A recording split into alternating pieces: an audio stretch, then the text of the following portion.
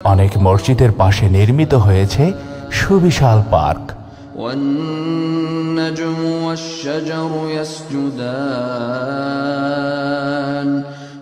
মৃতদের গোসলের জন্য রয়েছে আলাদা ব্যবস্থাও।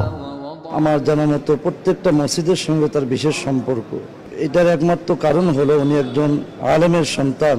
আমরা যে মসজিদ দাঁড়িয়ে আছি, মাননীয় এমপি মহোদয় যদি এই জায়গায় এসে ভিত্তি স্থাপন না করতেন, আমরা কেউ এখানে মসজিদ করতে কখনো সাহস পেতাম না।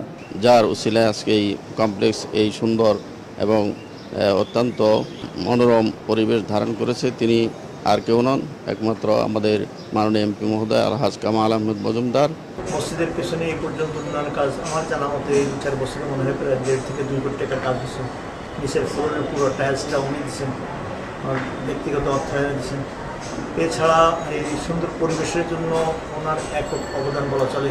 সত্য কথা বলতে উনার উদ্যোগেই এত বড় একটা মসজিদ দাঁড়া করানো সম্ভব হয়েছে। উনি ইসলামিক মাইন্ডেড লোক এবং আমাদের মসজিদ মাদ্রাসার জন্য যথেষ্ট দান খয়রাত করে। আমাদের বাৎসরিক একটা ইফতারি পার্টি দেয় এখানে। শুধু কি মসজিদ মাদ্রাসাই? তাহলে অন্য ধর্মাবলম্বীদের জন্য এ প্রশ্ন কি জাগেনি?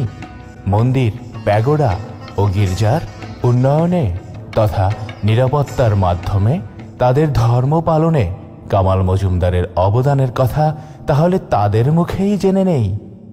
আমরা অনেক নিরাপদে আছি। চার্জগতভাবে আমার মনে আছে আমরা একবার ওনার কাছে গিয়েছিলাম, কারণ আমাদের এখানে এই ফুটপাথটা করার কারণে আমাদের কিছু জায়গা নিয়ে যেতে চাচ্ছিল, কিন্তু ওই ব্যাপারে উনি আমাদের অনেক সহযোগিতা করেছেন, কিছু অর্থ দিয়েও সাহায্য করেছিলেন। এই জন্য আমরা ওনার কাছে কৃতজ্ঞ। প্রতিষ্ঠা লগ্ন থেকে মাননীয় সংসদ সদস্য মহোদয়ের বদান্যতা, সকৃতজ্ঞ সহযোগিতা আমরা পেয়ে আসতেছি। প্রতিটি দুর্যোগ মুহূর্তে, আপদ বিপদে তিনি এগিয়ে এসছেন, আমাদেরকে রক্ষা করেছেন।